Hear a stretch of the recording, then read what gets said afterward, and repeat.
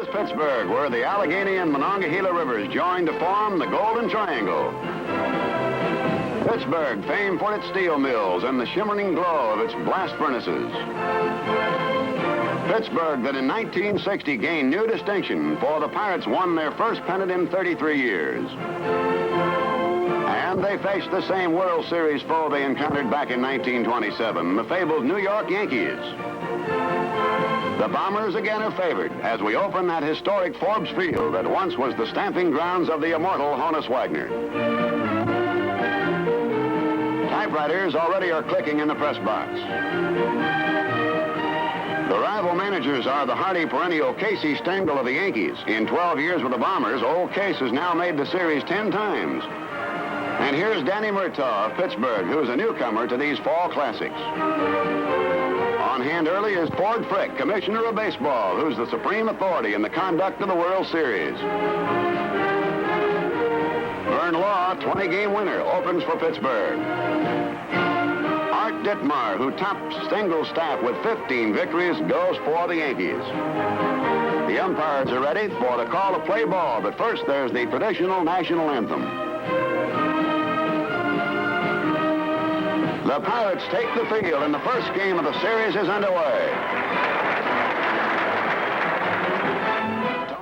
We have questions and answer session here for about some 10 minutes or so. And if you have any questions you want to ask these gentlemen, why? For another long opposite field drive, it's a home run to the right field stand. That's the second homer of the series for after Richardson opens, the Yankees takes with a single. Tony Kubek walks. Murtaugh has a long conference with Law. And he finally decides that a change is in order, sending out a signal for Mr. Wolf and L.O. Pace. What were your thoughts after watching a sixth? I just said to myself, oh no, not again, man. We can't do this. We can't let it go on. But the umpire was good to me that inning. I think the guy at first base was safe, but he called a double play when Hogan tagged the bag and threw on over the first. Got me out of the end. Yeah. From then on, it was, a pretty good ball game. It's a great game. Pitching 12 perfect innings and losing the game in the 13th, how he felt? The day at the office, when you're real tired, you're numb, you just go home and sit down. Only I couldn't go to sit down in the hotel room before you get ready. I think a fellow named Bobby Smith, my roommate at that time, I told him, I said, come on, let's go walk in the street. I said, you get fine? I said, I got your fine too. Being out after curfew. We walk the street and they'll walk the street.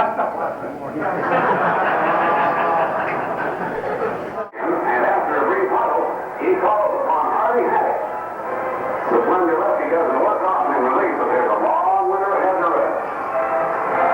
Facing Mantle in that situation, it almost seemed like a base hit was kind of a relief where you start to think that this might get away from you a little bit and fearing a home run. It wasn't tough at that time. The toughest time is when I walked onto that mound. The replay spot. The hair was standing up on the back of my head. I'm not lying, it's true. The only time in my life I ever got nervous, because there was $8,000 right for each one of us. And I realized with each pitch that I threw, it could drop the window. So I was nervous. I don't know when you noticed on the screen there or not, but I did a lot of kicking around out there, about 5 minutes worth.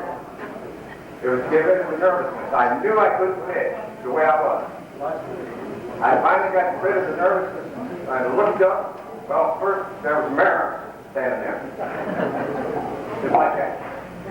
Man. No, Merritt, Male, I think, Farrah, and Stalin. All looking at me. I was scared. But I just kept telling myself, I said, you can't be nervous. So I just stayed out there, I cussed myself, I laughed at myself, I did everything. We finally whipped it and I started pitching. So they hit, I think I threw 4 pitches that inning. If I remember right, I'm not mistaken, for the full inning, 4 pitches, they hit every waste pitch I threw. Does that answer your question?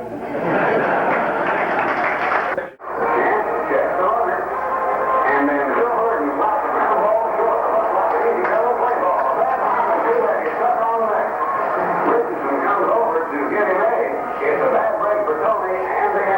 I think you got to look back at the whole 1966, 7th, 8th inning that we come back and won. And I don't think there was a man on that club that felt like we were beat in the 8th inning or 7th inning or 6th inning when we were behind. We felt like we had a chance to win, and it turned out we did win. We won every game and got an out and got a run every time we needed it in 1960. And I've known Bob since I was just a boy, and he was working with Rosie Rosewell. Bob Prince, I think to all of us, was something very, very special.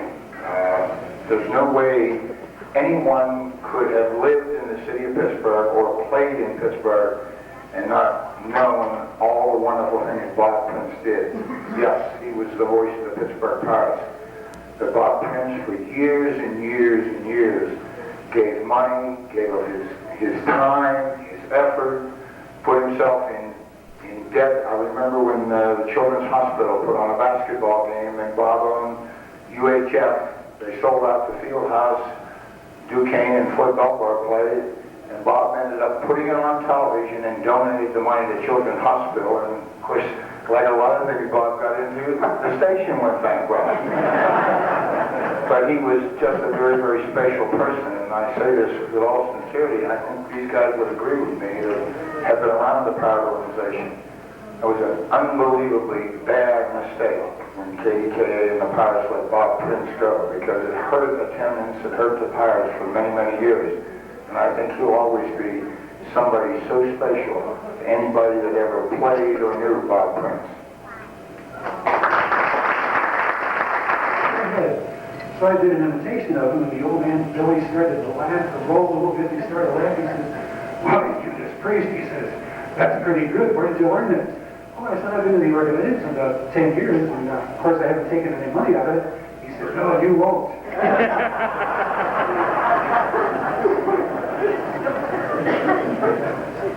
About this 1960 team, this is the best bunch of guys I ever played with, and I played for a long, long time. You know, Chuck Beanie, who's on the radio, he's a good friend of all us ball players, and he's retired now.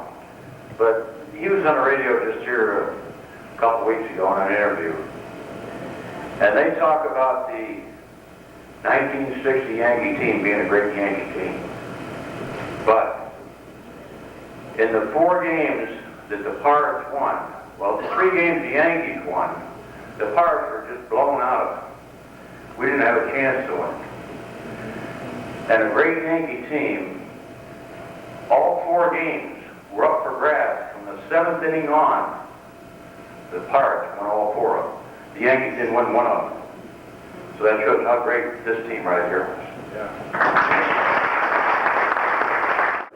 To thank J. Paul Sports Incorporated for giving this big baseball team a chance once again to get back together.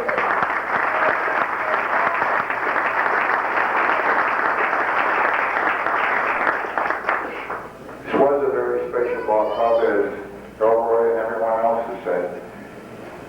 Plus the fact that we're not getting any younger, and this is a very special time for all of us. And I want to take this opportunity to thank all you fans who are here, and certainly the wives that I've thoroughly enjoyed seeing, and the players, as we don't see each other that often anymore. And if it weren't for events such as this, and you people who put it on, we wouldn't have the opportunity once again to reminisce and brag about all the things that we were fortunate enough and able to do in 1960. God bless you, and thanks. And guys, it's been great being with the best baseball team the world's ever seen.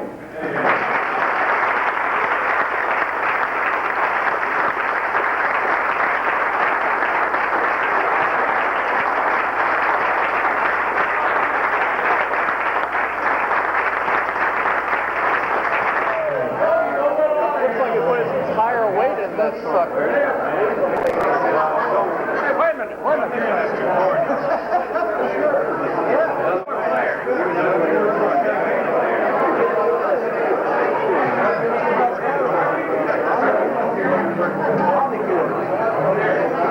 Okay, we got one more. We got time here. Okay, ready to go. Okay, ready.